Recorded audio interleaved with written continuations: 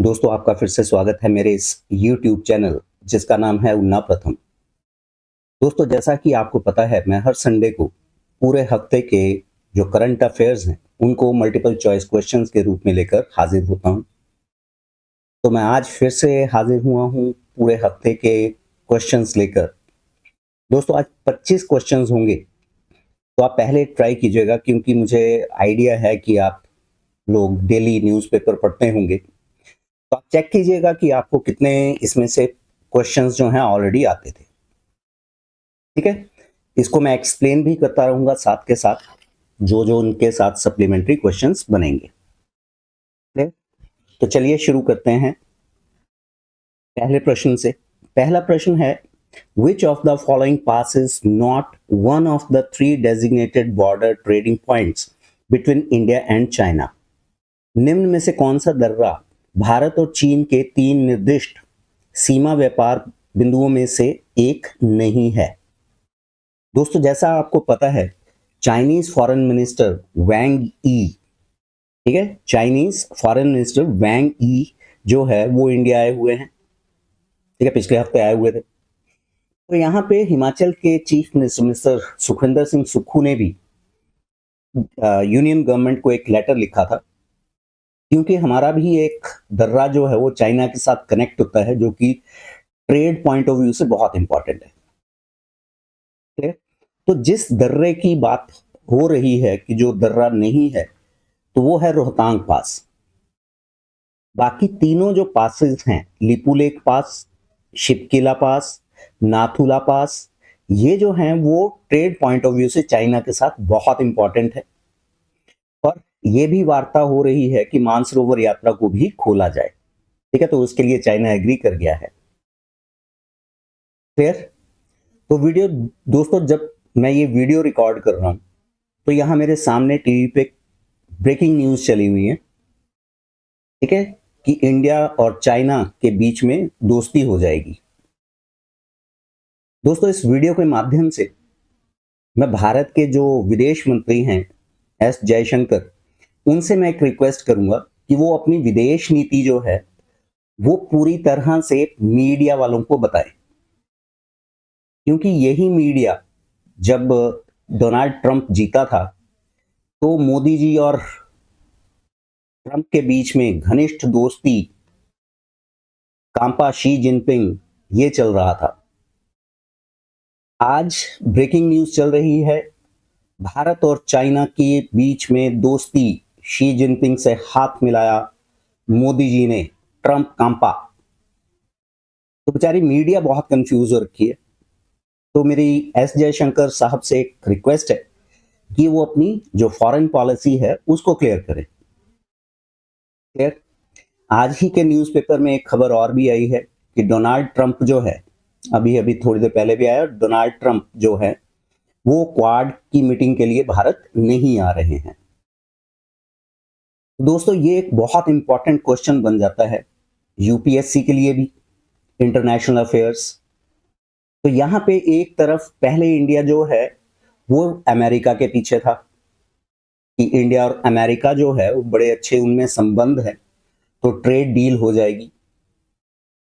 लेकिन जब ट्रंप ने अनाउंस किया कि वह भारत पे 50% टैरिफ लगा रहे हैं, तो अब इंडिया जो है वो चाइना की ओर मुड़ गया है। तो यहाँ पे विदेश नीति, अगर मेरे पॉइंट ऑफ व्यू से देखा जाए, मैं अपने आप सोचूं, तो विदेश नीति पूरी तरह से फ्लॉप हो चुकी है। हमें पता ही नहीं है कि हम जाएं किस तरफ। ठीक है, तो यहां पे एक बहुत इंपॉर्टेंट क्वेश्चन ये बन जाएगा। क्लियर। तो विदेश नीति बनती रहेगी। आप इस बारे में क्या सोचते हैं, आप कमेंट बॉक्स में जरूर डालें। बढ़ते हैं अगले प्रश्न की ओर। तो दोस्तों रोहतांग पास जो है ये चाइना के साथ जो ट्रेड होना है उसके लिए ये इंपॉर्टेंट नहीं है, क्योंकि रोहतांग पास जो है वो कनेक्ट करता है डिस्ट्रिक्ट कुल्लू को लाहौल स्पीति से। क्लियर। अब यहाँ पे एक चीज और देखनी पड़ेगी कि यहाँ पे शिपकी, ये जो शिपकी दर्रे की बात हो रही है, इसका एक इंपॉर्टेंट पॉइंट और बनता है। ये है हमारा सेकंड प्रश्न Which Indian state is the Shipkila Pass located in? Shipki La दर्रा किस भारतीय राज्य में स्थित है? तो दोस्तों ये स्थित है हिमाचल प्रदेश में। ठीक है, ये स्थित है हिमाचल प्रदेश में। दोस्तों अगर आपको याद हो 2020 में गलवान घाटी में झड़प हुई थी इंडिया और चाइना के सैनिकों के बीच में, जिसमें हमारे 20 जो फौजी हैं वो शहीद हुए थे। खैर इंडियन आर्मी ने भी काफी चाइनीज सैनिकों को मारा था, लेकिन उसके बाद ये जो दर्रा है शिपकिला दर्रा, इसको बंद कर दिया गया था। ठीक है, तो अब जो ट्रेड जो बातचीत चली हुई है, हो सकता है उसमें ये तीनों के तीनों दर्रे जो हैं वो खोल दिए जाए। ठीक है, यही जो दर्रे हैं इन्हीं को ओल्ड सिल्क रूट भी कहा जाता था। अब यहां से कुछ सप्लीमेंट्री क्वेश्चन जो हैं वो शिपकिला से बनते हैं। पहला कि सतलुज नदी जो है वो मानसरोवर से आती है। तो क्वेश्चन आता है कि सतलुज नदी जो है वो भारत में कहां से प्रवेश करती है? तो दोस्तों वो शिपकिला से ही करती है। क्लियर? अब यहां पे जो बॉर्डर हमारा कनेक्ट होता है वो होता है डायरेक्टली चाइना के साथ नहीं बल्कि तिब्बत के साथ। क्लियर? तो और इंपॉर्टेंट ट्रेड की अगर हम बात कर रहे हैं कि ट्रेड के लिए ये दर्रे बहुत इंपॉर्टेंट है, तो दोस्तों इसका इतिहास जो है वो बहुत पुराना है। 1680 के दशक में 1680 के दशक में, मैं यहां मेंशन भी कर देता हूं, 1680 के दशक में औरंगजेब ने तिब्बत पे आक्रमण कर दिया था और तिब्बत का राजा जो था उसका नाम था ग्रज्जा डोके। तिब्बत के राजा का नाम था ग्रज्जा डोके और यहां पे बुशहर रियासत थी। बुशहर रियासत के राजा कहरी सिंह ने ग्रज्जा डोके का साथ दिया और मुगल सेना जो है उसको वापस जाना पड़ा। तो यहां ग्रज्जा डोके ने कहरी सिंह जी को, जो कि बुशहर रियासत के राजा थे कहरी सिंह, इनको हांगरंग वैली जो है, हांगरंग वैली, ये गिफ्ट में दी। क्लियर? जब हांगरंग वैली गिफ्ट में दी तो यहां पे राजा कहरी सिंह ने इस दोस्ती को और मजबूत करने के लिए यहां पे एक मेले की शुरुआत की, ट्रेड फेयर। उस ट्रेड फेयर को आज की तारीख में हम लवी फेयर के नाम से जानते हैं। लवी। ठीक है दोस्तों, लवी का मतलब ही ऊन होता है, यानी उस टाइम जो व्यापार होता होगा तो ऊन के कपड़ों, गर्म कपड़ों का व्यापार होता होगा, चाइना से जो है वो सिल्क आती होगी। ठीक है, तो ये सप्लीमेंट्री क्वेश्चंस जो हैं वो बनते हैं शिपकिला से। आई होप ये चीजें आपको क्लियर हुई होंगी। फिर भी अगर आपको कोई कंफ्यूजन है तो मैसेज बॉक्स में कमेंट जरूर करें। ठीक है, आपको आपके क्वेश्चन का आंसर जरूर दिया जाएगा। क्लियर? लवी मेले की जो शुरुआत है ये 1683 में हुई थी। ठीक है, इसको मैं दूसरी स्लाइड पे कर देता हूं। लवी की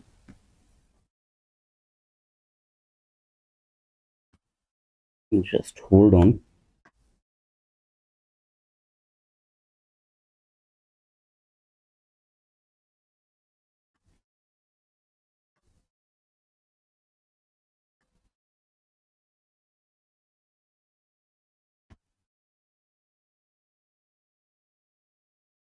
ये जो लवी फेयर है, लवी फेयर की जो शुरुआत है 1683 में हुई थी और ये रामपुर बुशहर डिस्ट्रिक्ट शिमला में रामपुर बुशहर में ये फेयर लगता है। तो ये उसी के साथ एसोसिएटेड है। बढ़ते हैं अगले प्रश्न की ओर।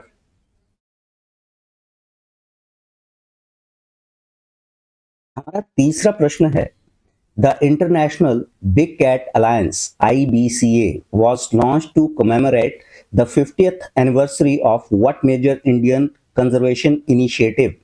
अंतरराष्ट्रीय बिग कैट अलायंस को किस प्रमुख भारतीय संरक्षण पहल की 50वीं वर्षगांठ मनाने के लिए लॉन्च किया गया था? आपकी ऑप्शन है Ganga action plan, project tiger, project elephant, project lion. तो दोस्तों right answer is project tiger. Project tiger जो है ये 1 अप्रैल 1973 में इसको शुरुआत की गई थी।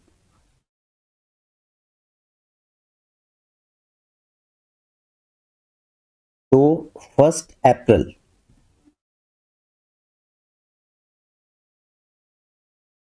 1973 में इसकी शुरुआत की गई थी।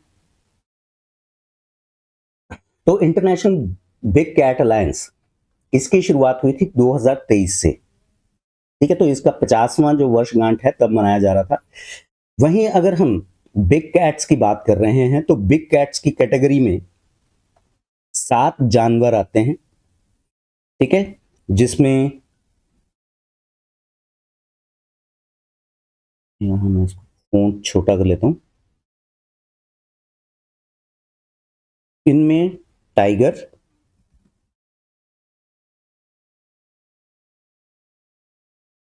Lion, leopard, snow leopard,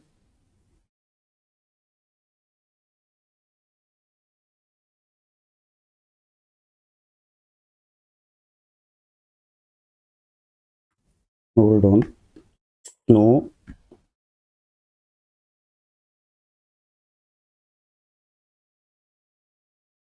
snow leopard, चीता,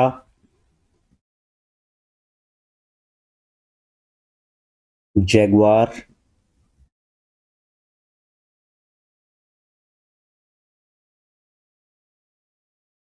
और प्यूमा आता है। ठीक है, तो ये 7 बिग कैट्स हैं। Done. These are 7 big cats जिनकी कंजर्वेशन के लिए ये प्रोग्राम चलाया था। अब ये जो इनिशिएटिव है इंटरनेशनल बिग कैट अलायंस का, इसको भारत ने ही शुरुआत की थी इसकी। ठीक है, इसकी शुरुआत भारत ने ही की थी और इसका हेडक्वार्टर जो है वो दिल्ली में है। क्लियर? बढ़े आगे। आई होप यहां तक आपको चीजें क्लियर हुई होंगी। तो चलिए बढ़ते हैं यहां से हम अपने चौथे प्रश्न की ओर। हमारा चौथा प्रश्न है, which of the following country recently joined international big cat alliance IBCA? हाल ही में निम्नलिखित में से कौन सा देश इंटरनेशनल बिग कैट अलायंस में शामिल हुआ है? तो दोस्तों ये है नेपाल। क्लियर? नेपाल ने रिसेंटली IBCA को ज्वाइन किया है। डन। बढ़ते हैं अगले प्रश्न की ओर और हमारा पांचवा प्रश्न है, which organization is responsible for the development and testing of integrated air defense weapon system, that is IADWS, recently tested by India? हाल ही में भारत द्वारा परीक्षण किए गए एकीकृत वायु रक्षा हथियार प्रणाली के विकास और परीक्षण के लिए कौन सा संगठन जिम्मेदार है? दोस्तों जैसा आपको पता है, इंडिया और पाकिस्तान के जो छोटा सा 4 दिन का युद्ध हुआ था, उसके बाद सुरक्षा उपकरण और एयर डिफेंस सिस्टम पे जोर देने की बात इंडियन आर्मी ने की थी। ठीक है, और उसी टाइम एक प्रोजेक्ट चलाया गया, सुदर्शन चक्र, ऑपरेशन सुदर्शन चक्र, जहां पे जो इंडिजीनियस हथियार होंगे, जो देश में ही निर्मित हथियार होंगे, उन पे ज्यादा जोर दिया जाएगा। तो उसी सुरक्षा कड़ी में आगे बढ़ते हुए ये जो integrated air defence weapon system है, इसको रिसेंटली टेस्ट किया गया चांदीपुर एट सी में। तो ये डेवलप किया है DRDO ने, defence research and development organisation. ठीक है, जिस ऑपरेशन की मैं बात कर रहा हूं वो भी आप प्लीज नोट कर लीजिए। ये जितने भी ये हथियार बन रहे हैं या एयर डिफेंस सिस्टम जो है, इसको डेवलप किया जा रहा है ऑपरेशन सुदर्शन चक्र।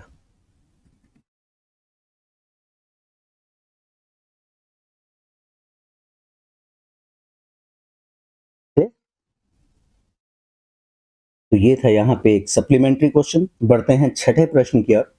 छठा प्रश्न है, central information commission is statutory body established under which act. दोस्तों पहला प्रश्न तो यहां से निकल आया कि ये जो सेंट्रल इंफॉर्मेशन कमीशन है, ठीक है, ये किस प्रकार की बॉडी है। तो दोस्तों आपको ध्यान देना है, ये है स्टैट्यूटरी बॉडी, यानी ये संवैधानिक संस्था नहीं है। क्लियर। अब हिंदी में प्रश्न है, केंद्रीय सूचना आयोग किस अधिनियम के तहत स्थापित एक वैधानिक निकाय है। तो ये एक वैधानिक बॉडी है, वैधानिक निकाय। क्लियर। दोस्तों रिसेंटली चर्चा में क्यों था, क्योंकि दिल्ली हाई कोर्ट ने मोदी जी की डिग्री के बारे में बताने से मना कर दिया है कि मोदी जी को अब अपनी डिग्री दिखाने की जरूरत नहीं है। और ये केस चला हुआ था 2016 से। 2016 में जो सीआईसी हैं, उन्होंने दिल्ली यूनिवर्सिटी को ऑर्डर दिया था कि मोदी जी की डिग्री जो है उसको सार्वजनिक किया जाए, और दिल्ली यूनिवर्सिटी जो है वो दिल्ली हाई कोर्ट में चली गई थी। और अभी ये फैसला आया है कि मोदी जी को अपनी डिग्री दिखाने की जरूरत नहीं है। अब इसको हम दो एस्पेक्ट से देखेंगे। पहला, कि कोई भी इंडिया में राजनीति में आना चाहता है, प्रधानमंत्री बन जाए, राष्ट्रपति बन जाए, उसके लिए किसी भी डिग्री, किसी भी क्वालिफिकेशन की जरूरत नहीं है। ठीक है, तो किसी भी डिग्री की जरूरत नहीं है। तो यहां पे पहला एस्पेक्ट तो ये हो गया। तो आप बिना किसी डिग्री के, बिना किसी क्वालिफिकेशन के कोई भी चुनाव लड़कर आप प्रधानमंत्री, मुख्यमंत्री, राष्ट्रपति बन सकते हैं। दूसरा एस्पेक्ट इसका ये है कि अगर आप पब्लिक फिगर हैं तो आपको चीजें छुपानी नहीं चाहिए। तो यहां जो हाई कोर्ट ने फैसला दिया है वो दिया है कि हम किसी पर्सनल चीजों को हम शो नहीं कर सकते। वहीं दूसरा एस्पेक्ट आता है कि पब्लिक फिगर होने के कारण अगर आपने एफिडेविट दिया है तो उसमें कौन सी क्वालिफिकेशन आपने मेंशन की है, तो वो आपको शो करनी ही पड़ेगी। क्लियर। चलिए यहां से बढ़ते हैं अगले प्रश्न की ओर। हमारा सातवां प्रश्न है कि what is the name of the shipyard that constructed INS Udaygiri. INS Udaygiri का निर्माण करने वाले शिपयार्ड का नाम क्या है। तो दोस्तों जैसा आपको पता है, भारतीय जो नेवी है, इंडियन नेवी में दो स्टेल्थ जो है फ्रिगेट्स, दो स्टेल्थ फ्रिगेट्स जो हैं उनको शामिल किया गया है। ठीक है, तो यहां पे जो उदयगिरी है, उदयगिरी जो है ये Mazagon dock ship builders limited, जो कि मुंबई में स्थित है, मजगांव डॉकयार्ड के नाम से भी इसको जानते हैं, तो ये बनाया है मजगांव डॉकयार्ड ने उदयगिरी। ठीक है, उदयगिरी एक माउंटेन रेंज है आंध्र प्रदेश में, उसके नाम पर इनका नाम रखा गया है। ठीक है, यहां पे दूसरा भी प्रश्न पहले ले लेते हैं, फिर मैं आपको बाद में इसमें एक्सप्लेन करता हूं। दूसरा जो फ्रिगेट है, स्टेल्थ, स्टेल्थ का मतलब इसको रडार जो है वो पकड़ने में उसको मुश्किल आएगी। ठीक है, तो दूसरा प्रश्न है, what is the name of the shipyard that constructed INS Himgiri. INS Himgiri का निर्माण करने वाले शिपयार्ड का नाम क्या है। तो दोस्तों right answer is garden reach ship builders and engineers, और ये स्थित है कोलकाता में। ठीक है, ये स्थित है कलकत्ता में।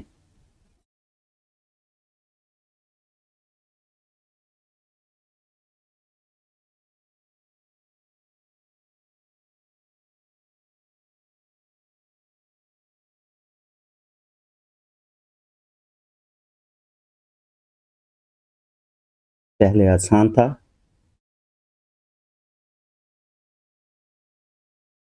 कोलकाता में, ठीक है, वेस्ट बंगाल। डन। अब ये जो फ्रिगेट्स बनाए गए हैं, एक इंडियन नेवी का प्रोजेक्ट है जो इंडियन नेवी ने 2017 में शुरू किया था, ठीक है, प्रोजेक्ट जो है 2017 में शुरू किया था, और इस प्रोजेक्ट का नाम है प्रोजेक्ट 17 अल्फा। इस प्रोजेक्ट का नाम है प्रोजेक्ट 17 अल्फा।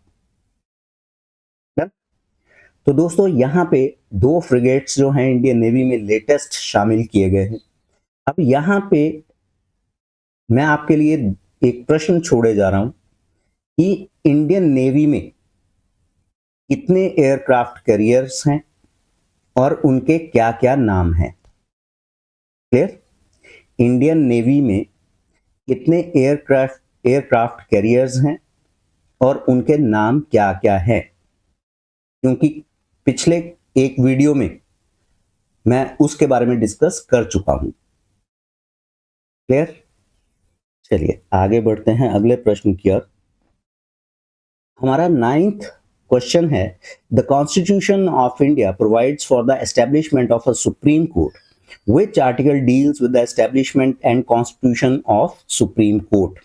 भारत के संविधान में सर्वोच्च न्यायालय की स्थापना का प्रावधान है।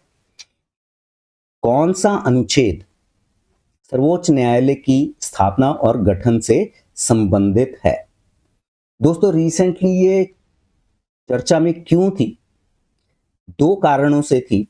एक आर्टिकल आया था द हिंदू में, जहां पे उन्होंने कहा था, जो राइटर्स थे उनका जो ओपिनियन था कि जो सुप्रीम कोर्ट बनाया गया है वो कानून की वैधता यानी इवैल्यूएशन के लिए है, कि पार्लियामेंट अगर कोई कानून बनाती है उसकी इवैल्यूएशन के लिए है कि वो संविधान के अनुसार वो वैलिड है या नहीं।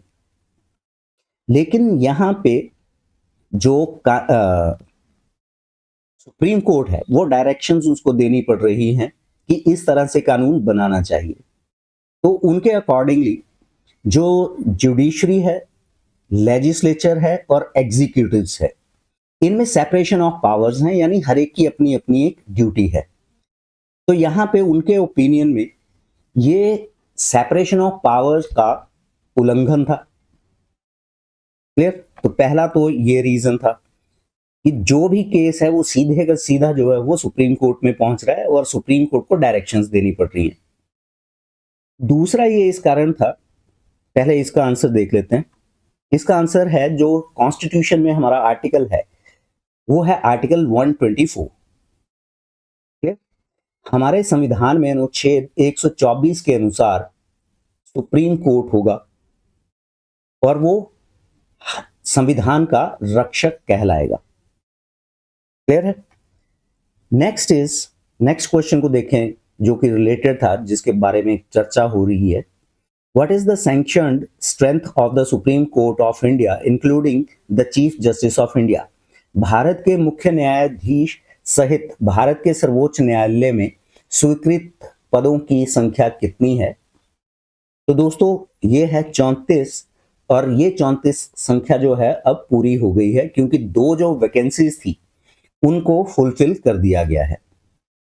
ठीक है, यहां पे दो जस्टिस जो हैं, दो जजेस हैं, उनकी अपॉइंटमेंट की गई है। जस्टिस आलोक आराधे, ठीक है, मैं यहां मेंशन कर देता हूं। पहले हैं जस्टिस आलोक आराधे और दूसरे हैं जस्टिस विपुल पंचोली।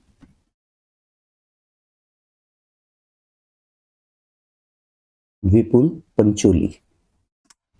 दोस्तों ये जो जस्टिस विपुल पंचोली हैं, इन्हीं के कारण ये न्यूज जो है ये चर्चा में थी, क्योंकि विपुल पंचोली, क्योंकि जो जजेस की अपॉइंटमेंट करने का काम, रिकमेंडेशन करने का काम जो करता है वो कॉलेजियम करता है, और कॉलेजियम में जो चीफ जस्टिस होते हैं उनके साथ 4 और सीनियर जस्टिस होते हैं।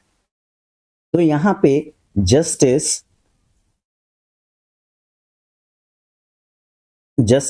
बीवी नागरत्ना ने इस पे ऑब्जेक्शन किया कि जो जस्टिस विपुल पंचोली है, सीनियरिटी के हिसाब से इनकी रिकमेंडेशन नहीं करनी चाहिए क्योंकि ये इतने सीनियर नहीं है। लेकिन फिर भी कॉलेजियम ने 4-1 के जो बहुमत था उससे इसको पास कर दिया। ठीक है, जस्टिस बीवी नागरत्ना आने वाले समय में भारत की पहली चीफ जस्टिस होंगी जो महिला होंगी। ठीक है, जस्टिस बीवी नागरत्ना, तो इसका भी ख्याल रखना है। आने वाले समय में भारत की पहली महिला जो चीफ जस्टिस बन सकती हैं वो हैं जस्टिस बीवी नागरत्ना। क्लियर?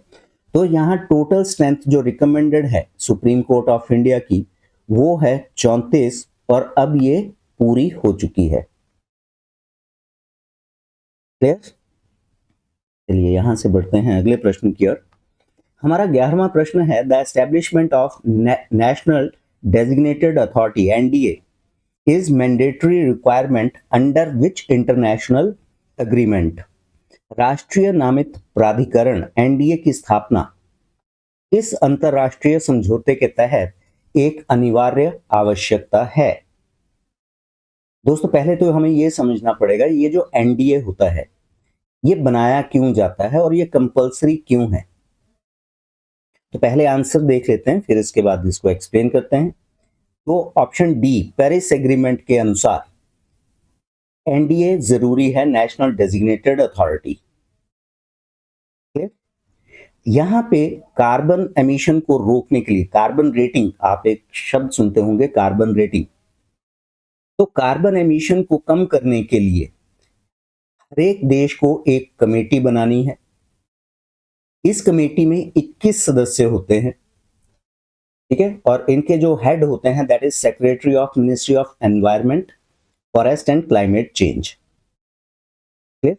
पेरिस एग्रीमेंट, ये जो पेरिस एग्रीमेंट है, पेरिस एग्रीमेंट का आर्टिकल 6, ठीक है, यही न्यूज में था, पेरिस एग्रीमेंट का आर्टिकल 6 जो है वो डिफाइन करता है इंटरनेशनल अप्रोच को कि क्लाइमेट चेंज जो है जो उसमें गड़बड़ी हो रही है तो उसके लिए एक फ्रेमवर्क बनाना पड़ेगा और इंटरनेशनली सभी देशों को वो मानना पड़ेगा।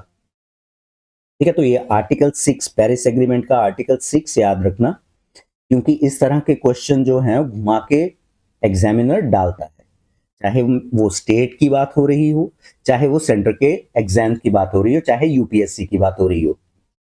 ठीक है, तो पेरिस एग्रीमेंट का आर्टिकल 6 जो है that defines framework for the international approach to mitigate climate change. Clear? I hope यहां तक आपको सारे जो क्वेश्चंस हैं वो समझ में आए होंगे। दोस्तों मैं फिर से बोल रहा हूं कि इन केस कोई भी प्रश्न आपको कोई डाउट है, ठीक है, तो आप मेंशन कर सकते हैं। चलिए बढ़ते हैं 12वें प्रश्न की ओर। हमारा 12वां प्रश्न है in what region did typhoon Kajiki make landfall at its peak intensity. Typhoon Kajiki किस क्षेत्र में अपनी चरम तीव्रता पर पहुंचा। तो दोस्तों ये है सेंट्रल वियतनाम। क्लियर? यहां पे एक शब्द आपको दिखाई दे रहा है टाइफून। दोस्तों अलग अलग देशों में टाइफून को अलग अलग नामों से पुकारा जाता है। जैसे हम इंडिया की बात करें तो इंडिया में यही टाइफून जो है इसको ट्रॉपिकल साइक्लोन कहते हैं। ठीक है, इसी को ट्रॉपिकल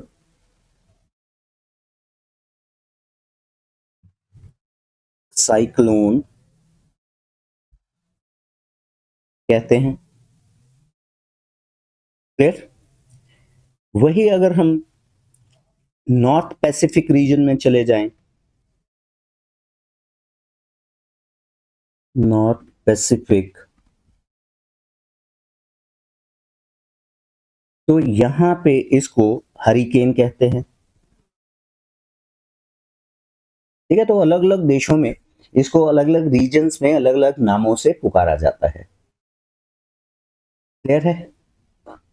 वहीं साउथ, अगर हम यूएसए, साउथ यूएसए की ओर चले जाएं तो इन्हीं को टॉर्नेडोज के नाम से जानते हैं। क्लियर? तो ये था हमारा 12वां प्रश्न। अब आते हैं हम 13वें प्रश्न की ओर। Tawi river is located in which state और UT, union territory of India? Tawi नदी जो है, तवी नदी जो है भारत के किस राज्य या केंद्र शासित प्रदेश में स्थित है? ऑप्शन है चंडीगढ़, दिल्ली, जम्मू कश्मीर, हिमाचल प्रदेश। तो right answer is Jammu Kashmir. इसलिए चर्चा में है क्योंकि हिमाचल, जितने भी पहाड़ी क्षेत्र हैं, हिमाचल हो गया, उत्तराखंड हो गया, जम्मू कश्मीर हो गया, आजकल यहाँ बारिश ने तांडव मचाया हुआ है। आए दिन हम खबर सुनते हैं कि यहाँ बादल फटा, वहां बादल फटा और यहाँ पे बाढ़ आ गई। तो तवी नदी जो है, जम्मू जो शहर है वो तवी नदी के किनारे पर ही स्थित है। ठीक है, और ये तवी, तवी अगर हम नाम की बात करें, ये तवी रिवर, तवी जो है वो सूर्य की पुत्री को माना जाता है। ठीक है, तवी जो है सूर्य की पुत्री को माना जाता है और ये भद्रवाह की सेवोधार से, सेवोधार में कल्पास कुंड से निकलती है। ठीक है, मैं यहां मेंशन कर देता हूं, कल्पास कुंड, कल्पास कुंड। ठीक है, भद्रवाह में सेवधार। क्लियर? और ये अल्टीमेटली चेनाब नदी में जाकर मिल जाती है। क्लियर? यहां से बढ़ते हैं हम 14वें प्रश्न की ओर। चक्की खड्ड is a tributary of which river? चक्की खड्ड किस नदी की सहायक नदी है? दोस्तों ये भी रिसेंटली चर्चा में थी क्योंकि यहाँ पे भी बाढ़ आई और जो चक्की पुल है, चक्की ब्रिज जो है वो कोलैप्स कर गया। ठीक है, ये हिमाचल को पंजाब से जोड़ता है, पठानकोट से। ठीक है, तो ये चक्की खड्ड जो है ये ब्यास नदी की सहायक नदी है। तो यहाँ पे भी बाढ़ आई हुई थी तो इसीलिए चर्चा में थी। नेक्स्ट प्रश्न है, which event is considered the primary trigger for the launch of the स्वदेशी मूवमेंट? दोस्तों आप सोच रहे होंगे कि ये प्राइमरी अपना स्वदेशी मूवमेंट 21वीं शताब्दी में क्या कर रही है। दोस्तों अगर आपको याद हो, 15 अगस्त 1947, सॉरी 15 अगस्त को इस साल हमारे प्रधानमंत्री श्री मोदी जी ने स्वदेशी की बात की क्योंकि ट्रंप ने टैरिफ लगा दिए। ठीक है, आज ही की खबर है, पंजाब केसरी में भी खबर है और यहाँ पे न्यूज चैनल भी दिखा रहे हैं कि जब ट्रंप ने 35 मिनट मोदी जी से बात की थी तो वो चाहते थे कि कनाडा से वो अमेरिका होते हुए इंडिया आए, लेकिन मोदी जी ने इनकार कर दिया। तो ट्रंप ये चाहता था कि इंडिया भी, पाकिस्तान ने तो नॉमिनेट कर दिया नोबेल पीस प्राइज के लिए, तो ट्रंप चाहते थे कि इंडिया भी जो है वो इस बात पे मोहर लगाए कि जो इंडिया और पाकिस्तान का युद्ध था वो ट्रंप ने रुकवाया।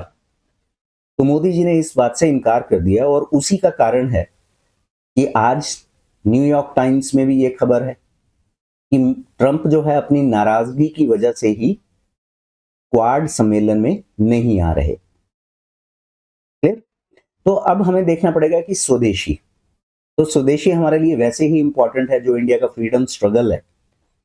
तो यहाँ पे पहली बार स्वदेशी की बात कब हुई थी और किस घटना के बाद हुई थी?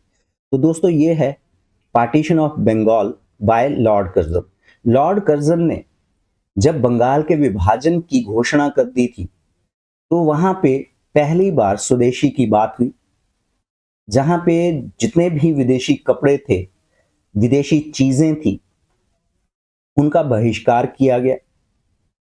ठीक है, तो दोबारा से स्वदेशी की बात चली है तो यहां पे ये क्वेश्चन रेलिवेंट हो जाता है। 16वां प्रश्न भी स्वदेशी पे ही आधारित है कि द स्वदेशी movement also promoted national education, what was its primary goal? स्वदेशी आंदोलन ने राष्ट्रीय शिक्षा को भी बढ़ावा दिया, इसका प्राथमिक लक्ष्य क्या था? ऑप्शन आपके सामने है, चलिए देखते हैं। तो option A, to create educational institution that promoted indigenous thought and culture, कि ऐसे स्कूलों की स्थापना की जाए, ऐसे स्कूलों की स्थापना की जाए जहां पे एक देसी सोच और हमारा जो कल्चर है उसको प्रमोट किया जाए, ठीक है, भारतीयता की बात की जाए। तो ये हम बात कर रहे हैं 1905 की, 1905 के बाद जब स्वदेशी आंदोलन शुरू हुआ था, ठीक है, तो वहां पे नेशनल एजुकेशन की बात भी हुई थी। क्लियर? चलिए यहां से बढ़ते हैं अगले प्रश्न की ओर। हमारा 17वां प्रश्न है, what type of satellites did the Indian startup pixel recently launch on SpaceX Falcon 9 rocket? भारतीय स्टार्टअप पिक्सल ने हाल ही में SpaceX Falcon 9 रॉकेट पर किस प्रकार के उपग्रह लॉन्च किए? दोस्तों, जब हम कॉम्पिटिटिव एग्जाम की तैयारी करते हैं किसी भी, चाहे वो बेसिक +2 लेवल से लेकर यूपीएससी तक हो, हम we need to be allrounder. We can not say कि मैंने आर्ट्स पढ़ा है, मैंने ह्यूमैनिटीज पढ़ी है, हिस्ट्री पढ़ी है, तो साइंस और टेक्नोलॉजी से मेरा कोई लेना देना नहीं है। You need to be allrounder, आपको हर सब्जेक्ट आना चाहिए। तो जो टेक्नोलॉजी है वो उससे रिलेटेड क्वेश्चंस भी आपको आएंगे ही आएंगे। क्लियर? तो ये टेक्नोलॉजी से रिलेटेड है। ये जो स्टार्टअप है पिक्सल, ये इंडो यूएस एक कंपनी है जो कि बैंगलोर बेस्ड है पिक्सल। तो इसने हाल ही में हाइपर स्पेक्ट्रल इमेजिंग सैटेलाइट्स छोड़े हैं। ये जो फाल्कन 9 की बात कर रहे हैं हम, फाल्कन 9 जो है ये एलन मस्क की कंपनी स्पेस एक्स का ये रॉकेट है, और जैसा आपको पता है कि ये रीयूजेबल है। क्लियर? तो अभी तक ये अपनी 30 फ्लाइट्स पूरी कर चुका है, 30 फ्लाइट्स पूरी कर चुका है। क्लियर? तो यहां पे फाल्कन 9 ने इस बार 5 सैटेलाइट्स को लॉन्च किया, जिसमें से 3 जो हैं वो पिक्सल की हैं, ठीक है, पिक्सल की हैं, और 2 सैटेलाइट्स जो हैं वो ध्रुवा स्पेस की है, जो कि एक हैदराबाद बेस्ड कंपनी है। क्लियर? स्पेसएक्स ने ये अपने mission national advance optical system, यहां मैं मेंशन कर देता हूं, नेशनल एडवांस्ड ऑप्टिकल सिस्टम, ये एक मिशन है नाउस, ठीक है, नेशनल एडवांस्ड ऑप्टिकल सिस्टम, इसके तहत इनको लॉन्च किया गया है। ठीक है? पिक्सल की अगर हम बात करें तो 3 इस बार उन्होंने लॉन्च किया सैटेलाइट्स, तो टोटल ऑर्बिट में इनके सैटेलाइट्स 6 हो जाते हैं। ठीक है, तो 6 अपना सैटेलाइट्स हैं। इसी पे आधारित हमारा अगला प्रश्न भी है। 18वां प्रश्न है हमारा, what is the name of pixel satellite constellation? Pixel के उपग्रह तारामंडल का नाम क्या है? ठीक है, तो दोस्तों ये है फायरफ्लाई। फायरफ्लाई यानी ये जो 6 सैटेलाइट्स इनके ऑर्बिट में घूम रहे हैं, इनको फायरफ्लाई का नाम दिया गया, इनको फायरफ्लाई कहा गया। अब ये करेंगे क्या? जो पिक्सल है इसने पहली चीज तो ये एक डिक्लेयर कर दी कि स्पेस में प्राइवेट सेक्टर में हम सबसे बड़े प्लेयर हैं। पहली चीज तो ये हुई है। सेकंड, ये जो 6 जो सैटेलाइट्स हैं, ये अर्थ पे जो चेंजेस आ रहे हैं, अर्थ पे जो चेंजेस आ रहे हैं उस पे ये ध्यान बनाकर रखेगा। ठीक है, जैसे क्वालिटी ऑफ जो मिट्टी की क्वालिटी है उसमें क्या क्या चेंज आ रहे हैं उस पे नजर रखेगा, क्रॉप स्ट्रेस पे नजर रखेगा, पॉल्यूशन पे नजर रखेगा। तो ये डाटा सारा जो है उसके बारे में प्रोवाइड करवाएगा। क्लियर? तो 18वें प्रश्न से बढ़ते हैं हम अपने 19वें प्रश्न की ओर। What is the full form of PM Svanidhi Yojana? ठीक है, पीएम स्वनिधि का पूर्ण रूप क्या है? तो दोस्तों हमें जितनी भी, चाहे वो सेंट्रल गवर्नमेंट की स्कीम्स हैं चाहे वो स्टेट गवर्नमेंट की स्कीम्स हैं, उस पर ध्यान रखना है, क्योंकि इनसे रिलेटेड क्वेश्चंस बहुत बार पूछे जाते हैं। यूपीएससी में तो ऑफ कोर्स ये टॉपिक ही फुल फ्लेज टॉपिक है, लेकिन जो छोटे एग्जाम्स भी होते हैं उस पर भी हमें ध्यान रखना पड़ता है। ठीक है, तो पीएम स्वनिधि योजना की फुल फॉर्म है prime minister street vendor Atmanirbhar Nidhi. तो दोस्तों जितने भी छोटे स्ट्रीट वेंडर्स हैं, ठीक है, उनको लोन देने की, जब कोविड के बाद सारा सिस्टम चालू हुआ था, क्योंकि सारे जो इकोनॉमी है वो डिरेल हो गई थी, तो उसके बाद सभी को एस्टैब्लिश करने के लिए अलग अलग नामों से अलग अलग स्कीम्स के तहत लोन दिए गए।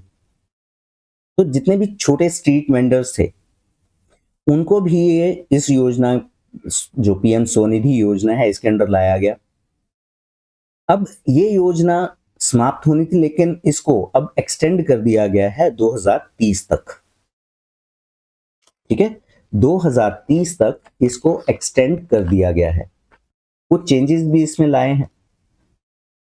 ठीक है, जहां पहले 10,000 रुपए इनिशियल स्टेज पे मिलता था, 15 हो गए। तो इस तरह से कुछ चेंजेस इसमें लाए हैं और ये एक्सटेंड हो गई है 2030 तक। 1 मार्च, यहाँ मैं मेंशन कर देता हूँ, एक्सटेंडेड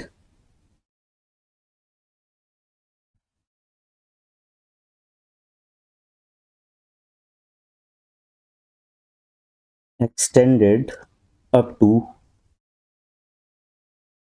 31 March 2030। तो ये काफी इंपॉर्टेंट क्वेश्चन हमारे लिए बन जाता है। क्लियर? पीएम स्वनिधि योजना। बढ़ते हैं हमारे 20वें प्रश्न की ओर। 20वां प्रश्न है which place of Himachal Pradesh is known for blueberry? Himachal Pradesh का कौन सा स्थान ब्लूबेरी के लिए जाना जाता है? दोस्तों ये चर्चा में इसलिए थी क्योंकि कुल्लू में, हिमाचल के कुल्लू में ब्लूबेरी पाई जाती है यहाँ पे, और इसे सुपर फूड के नाम से जाना जाता है क्योंकि it is rich in vitamin, antioxidants. ठीक है, तो अब इसकी कंट्रोल्ड एनवायरनमेंट में खेती की जानी है ऊटी में। ठीक है, तो ऊटी में यही टॉपिक था, कुल्लू टू ऊटी। तो इसको कंट्रोल्ड एनवायरनमेंट में उगाया जाएगा ऊटी में। डन? अब यहां मेरा सेकंड प्रश्न है, पहला मैंने आपको एयरक्राफ्ट कैरियर्स के बारे में पूछा था। सेकंड प्रश्न मेरा ये है कि ऊटी भारत की किस स्टेट में है? ऊटी भारत की किस स्टेट में है? अब यहां पे वैरायटीज पूछी जाती हैं। ठीक है, तो एग्जामिनर इस तरह से भी डाल सकता है क्वेश्चन, बिलॉक्सी, एमराल्ड,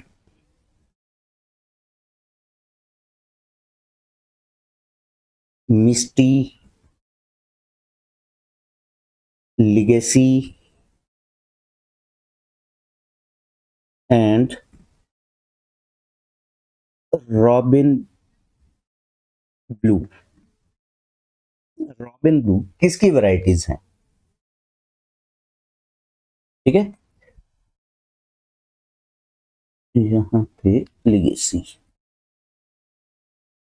डन? तो ये वैरायटीज हैं ब्लूबेरी की। क्लियर है? चलिए बढ़ते हैं हम 21वें प्रश्न की। हमारा 21वां प्रश्न है according to the latest data what was the percentage growth of India's index of industrial production IIP in July 2025? नवीनतम आंकड़ों के अनुसार जुलाई 2025 में भारत के औद्योगिक उत्पादन सूचकांक की प्रतिशत वृद्धि दर क्या है? तो दोस्तों ये है 3.5। जैसा मैंने आपको किसी वीडियो में डिस्कस किया था कि 8 कोर सेक्टर, जीडीपी ग्रोथ जो है उसमें मैक्सिमम कंट्रीब्यूशन जो होती है 8 मेजर सेक्टर्स होते हैं, ठीक है, 8 कोर सेक्टर जिनको हम बोलते हैं, ठीक है। अब यहाँ पे जो आईआईपी डाटा आया है और जिसमें 3.5% की ग्रोथ दिखाई गई है, तो दोस्तों ये पिछले 4 महीने की सबसे ऊंची ग्रोथ इस बार दिखाई दे रही है, ठीक है। अब ये जो डाटा है, ये डाटा इशू करता है एनएसओ, ठीक है। This data is published by NSO, national statistical office, और इसमें जो बेस ईयर माना जाता है, बेस ईयर जो माना जाता है वो है 2011-12, 2011-12, क्लियर। अब ये जो 3.5 की जो ग्रोथ आईआईपी में आई है, इसमें जो मेजर कंट्रीब्यूशन है वो है मैन्युफैक्चरिंग सेक्टर की, मैन्युफैक्चरिंग सेक्टर, और मैन्युफैक्चरिंग सेक्टर की ग्रोथ जो है दैट इज 5.4%, और ये पिछले 6 महीनों में सबसे ज्यादा है, क्लियर, पिछले 6 महीनों में सबसे ज्यादा है। तो दोस्तों इस पे नजर बना के रखिएगा क्योंकि एनएसओ हर महीने ये डाटा इशू करता है, ठीक है जी। चलिए बढ़ते हैं 22वें प्रश्न की ओर। The WHO and UNICEF joint reports on WASH was launched during which what specific annual event? WASH पर WHO और यूनिसेफ की संयुक्त रिपोर्ट किस विशिष्ट वार्षिक कार्यक्रम के दौरान लॉन्च की गई? तो दोस्तों ये है वर्ल्ड वाटर वीक। दोस्तों वर्ल्ड वाटर वीक जो है 24 अगस्त से लेकर 28 अगस्त तक इसको मनाया जाता है,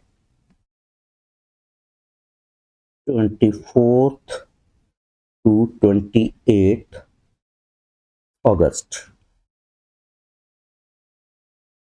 क्लियर। और इस बार की जो थीम है वो भी नोट कर लीजिए, काफी इंपॉर्टेंट है। तो इस बार की थीम है water for climate action, water for climate action, yes. चलिए बढ़ते हैं 23वें प्रश्न की ओर। एक पॉइंट और यहाँ पे ये जो वॉश है, ठीक है, wash stands for, wash stands for water, sanitation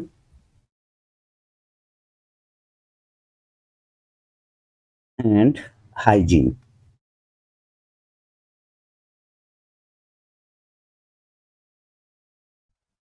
clear.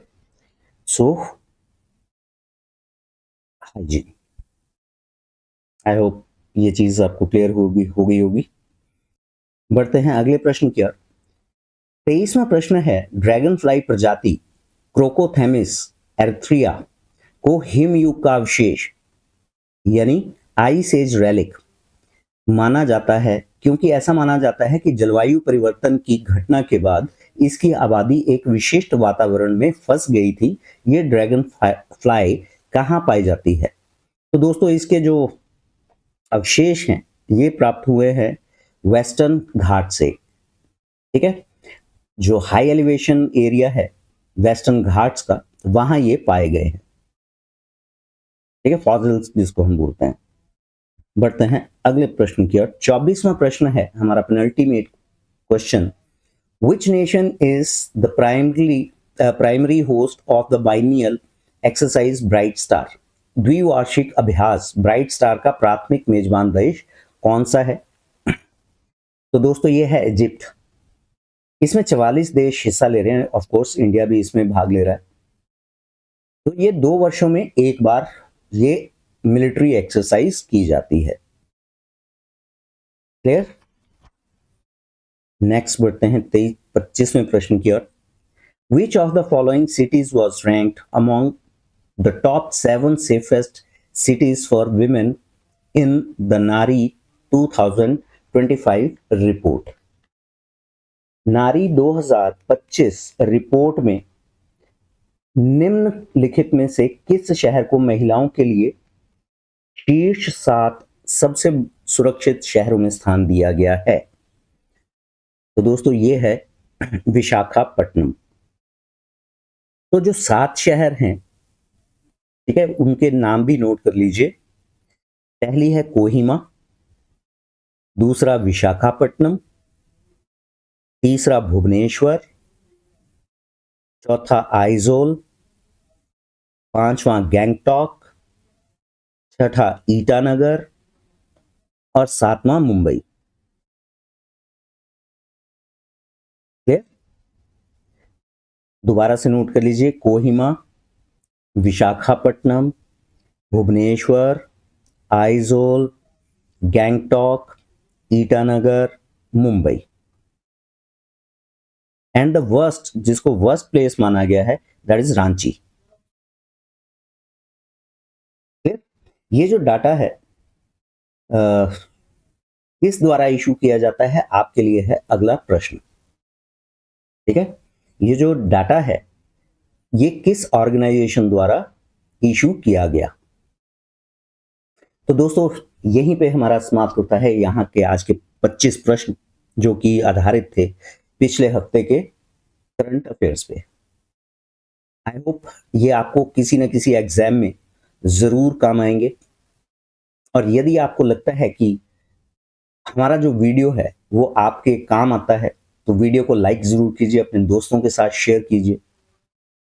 और अगर किसी पर्टिकुलर टॉपिक पे आप चाहते हैं कि मैं वीडियो बनाऊं तो आप प्लीज उसको मैसेज बॉक्स में मेंशन जरूर कीजिएगा। तो चलिए आज के जो करंट अफेयर्स हैं उनको यहीं समाप्त करते हैं। Thank you very much.